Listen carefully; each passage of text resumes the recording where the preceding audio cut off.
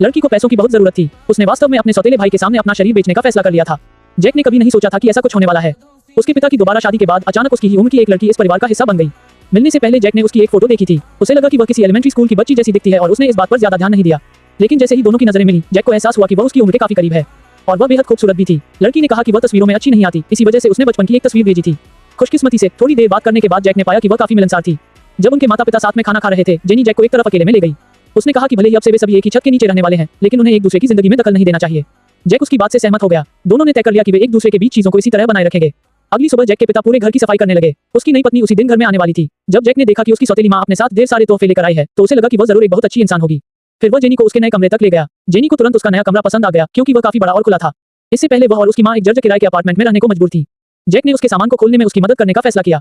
उसने अपने पास पड़ी पहली चीज उठा ली, लेकिन वह जेनी के अंडरवियर निकले। तभी जैक को अचानक एहसास हुआ कि यह लड़की उसी की उम्र की है और उसके लिए उसकी ऐसी निजी चीजों को संभालने में मदद करना थोड़ा अजीब लग रहा था।